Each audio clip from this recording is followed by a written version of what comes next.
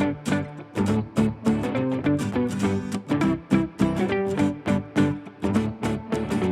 hello! Mrs. Keel's here to read some stories today at the Doylestown Library, and we are reading stories about eggs.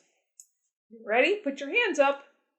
Open, shut them, open, shut them. Give a little clap, clap, clap. Open, shut them, open, shut them. Lay them in your lap. Creep them, creep them, creep them, creep them right up to your chin. Open wide your little mouth, but do not let them in. And the first story I have for you today is called Bunny's Easter Egg. And this is written by Ann Mortimer. She also did the pictures, and she's done the pictures for some other books too. And the publisher is Catherine Teagan Books, which is an imprint of HarperCollins Publishers.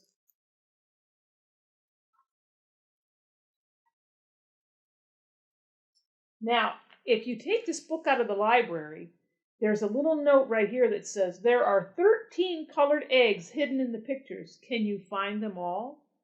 And if you're at home, then you can take the time to find all these eggs that are on all the different pages. It was early Easter morning. Bunny was very tired. All night she had been hiding eggs for the Easter egg hunt.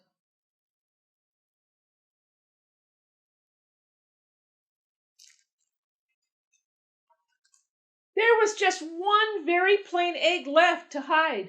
Bunny was far too tired to hide the last egg.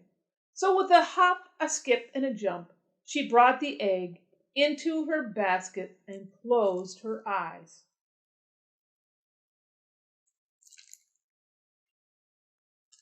Suddenly she heard a crackling sound. Something moved and bumped, and Bunny leapt out of the basket. "Oh no!" cried Bunny. "I can't sleep here. It's far too busy."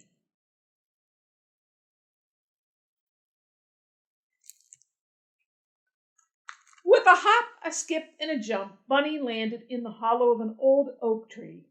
She curled her ears, twitched her nose, and closed her eyes. Some young birds sang very loudly. "Cheep, cheep, chirp, chirp," went the birds. "Oh no," cried Bunny. "I can't sleep here. It's far too noisy." Bunny leaped out of the hollow, and with a hop and a skip and a jump, she headed for the garden shed. She jumped into the wheelbarrow and curled her ears and twitched her nose and closed her eyes. A hedgehog woke her up. "Prickle, prickle, prickle," went the hedgehog.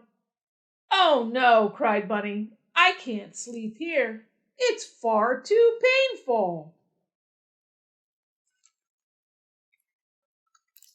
With a hop, a skip, and a jump, Bunny found herself in the garden. There she discovered an old pot. Bunny crawled in, burrowing down to sleep. She curled her ears, she twitched her nose, and she closed her eyes. Some mice woke her up. "Squeak, squeak, squeak," went the mice. "Oh no," cried Bunny. "I can't sleep here. It's far too squeaky."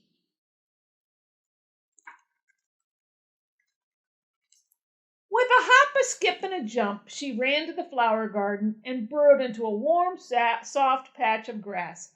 She curled her ears, she twitched her nose, and she closed her eyes. A mole woke her up. "Push, push, prod," went the mole. "Oh no," cried Bunny. "I can't sleep here. It's far too lumpy." With a hop, a skip, and a jump, she leaped into a boat on the lily pad. She curled her ears, she twitched her nose, and she closed her eyes. Two ducks and a frog woke her up. "Quack, quack, quack," went the ducks. "Croak, croak, croak," went the frog. "Oh no," cried Bunny. "I can't sleep here. It's far too wet." With a hop, a skip, and a jump, Bunny went into the greenhouse. There she found a deep seed tray to burrow into. She curled her ears, twitched her nose, and closed her eyes. Two kittens pounced on top of her. Meow, purr, meow, went the kittens. Oh no, cried the bunny. I can't sleep here. They won't leave me alone. So she headed back to where she had begun. Do you remember where she started? I'll give you a hint. We see them a lot at Easter time. If you guessed a basket, you're right. That's where she went back to. Wearily, Bunny found her favorite basket. The plain egg was nowhere to be seen.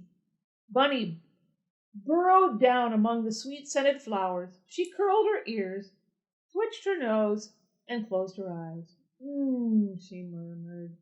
At last, this is perfect, said Bunny.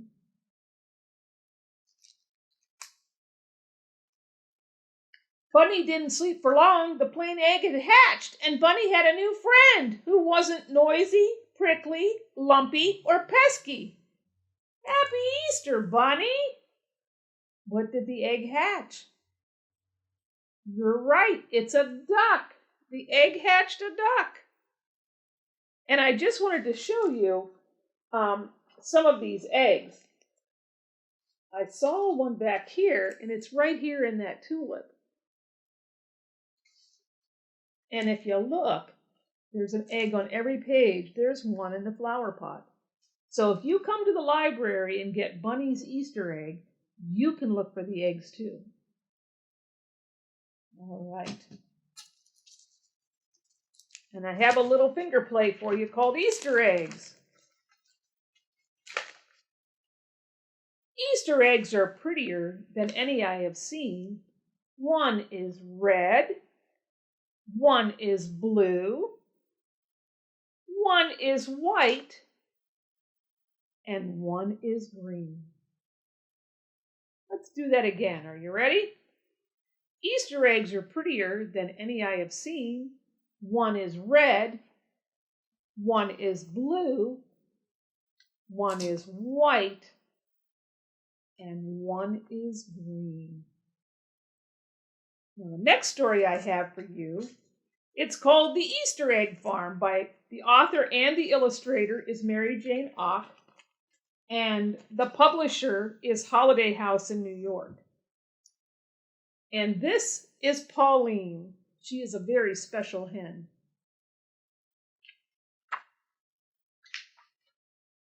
The Easter Egg Farm by Mary Jane Auch.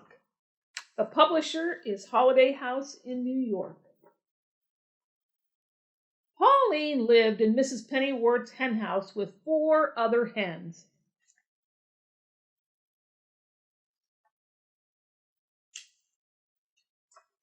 Each day, Mrs. Pennyworth collected the eggs. Only 4 eggs again today, she asked. Somebody isn't doing her job. Are you all trying? The hens clucked. Well, try harder. I want 5 eggs tomorrow. Concentrate. Pauline was embarrassed. She was the one not laying an egg. Every time she tried, the other hens squabbled. Pauline couldn't concentrate in all the confusion. Pauline is lazy, one hen clucked. I'm not lazy, Pauline said. I'm just different. She turned her back on the others and she concentrated very hard.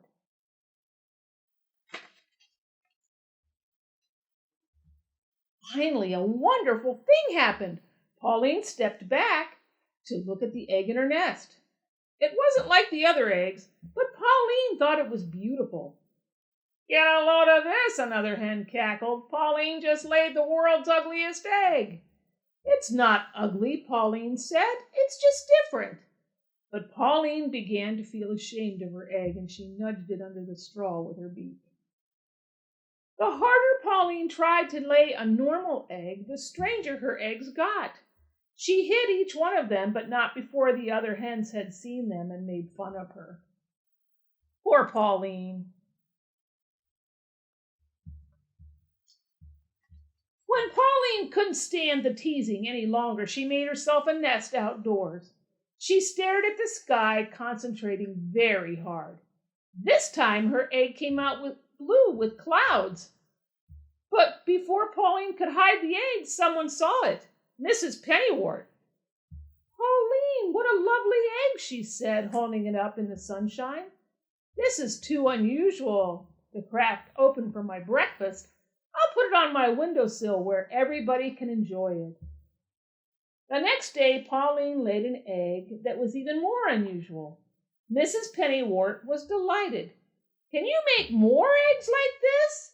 Then Mrs. Pennywort noticed a ladybug on a blade of grass right in front of Pauline. Hey, I get it. The egg comes out looking like whatever you see, right? Pauline blinked. She wasn't quite sure how it worked herself. This is fantastic, Mrs. Pennywort said. Come into the house with me. We'll see what kind of eggs you lay there. So Pauline is laying a lot of different eggs, and even she didn't know how it worked. Pauline loved being inside. There were lots of pretty things to look at. In her new surroundings, Pauline became quite creative. Soon her unusual eggs lined the windowsills of Mrs. Pennywort's house. So, Pauline is having a good time laying her special eggs. One day, a lady appeared at the window. Are these lovely Easter eggs for sale? I need one for every child in town. They're for the annual Easter egg hunt. No problem. We can lay that many eggs, can't we, Pauline? We, thought Pauline. She'd never seen Mrs. Pennywort lay an egg in her life, so she knew it was up to her. Laying eggs for the Easter egg hunt would be an honor. She clucked happily. Come back for your eggs the night before Easter, said Mrs. Pennywort. So now Pauline has a big job. She has to lay enough eggs for all the children in town. Pauline was excited. Oops, did I miss a page? Oh, no, I didn't. She started laying 2 eggs a day, then 3, then 4. Mrs. Pennywort began taking Pauline on field trips for inspiration. The first week, they went to the art museum.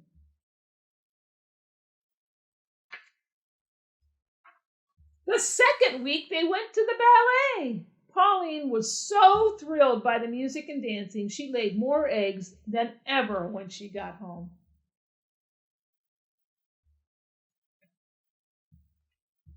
Finally, it was the day before Easter. The egg lady will be here tonight, said Mrs. Pennywort. I'd better start packing up the eggs. She lifted an egg from the windowsill. Uh-oh, there's a crack in this shell. Mrs. Pennywort ran to another window. Pauline! Some of the eggs are hatching! We shouldn't have left them in the sunshine. Soon baby chicks were popping out all over the sunny side of the house. Stay in there, Mrs. Pennywort shouted at the unhatched chicks. You're ruining the eggs. But the chicks didn't listen. They just kept hatching and hatching.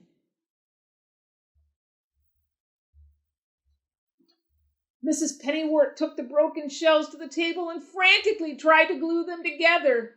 It's no use. I was never good at any craft projects.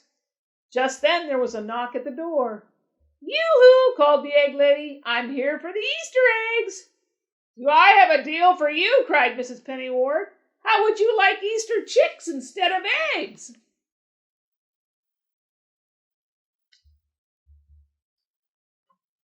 Terrific, the egg lady said as bright-colored chicks scurried around her. Easter chicks are even better than Easter eggs.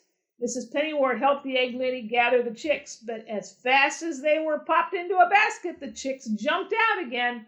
Mrs. Pennywort heard a clucking noise and looked up. Pauline was fluffed up to twice her normal size. She spread her wings like an umbrella, protecting the chicks who raced toward her. Oh, Pauline, said Mrs. Pennywort, of course we can't give away the chicks. They're your babies. But what about the Easter egg hunt? The egg lady asked. The eggs on the shady side of the house didn't hatch, Mrs. Pennywort said. You can take those. Do you notice something about Pauline's chicks? Do you notice that they're not all yellow? There are a lot of different colors, aren't they? Pauline kept all of her babies. She loved being a mother. Every day she took her chicks for a walk, showing them the beautiful things around the farm.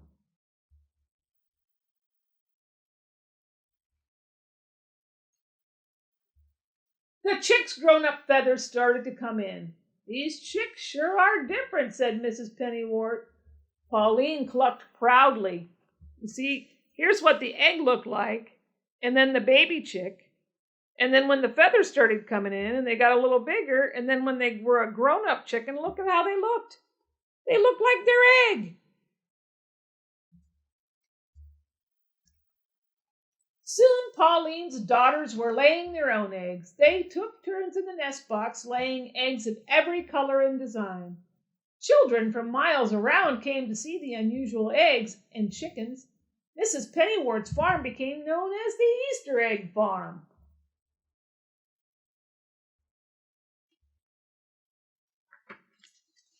Pauline still lives on the Easter Egg Farm, but she doesn't lay as many eggs as she used to. Now, whenever she feels an egg coming on, Pauline closes her eyes. She doesn't concentrate on anything. Then she lays a perfectly ordinary, plain white egg, just to be different. And that is the story of the Easter Egg Farm. All right, here we go. Wave high, wave low. I think it's time. I gotta go. Wave your elbows, wave your toes, wave your tongue, wave your nose, wave your knees, wave your lips. Blow a kiss with your fingertips. Wave your ears, wave your hair, wave your belly and your derriere. Wave your chin, wave one eye. Raise one hand and wave goodbye. See you next time.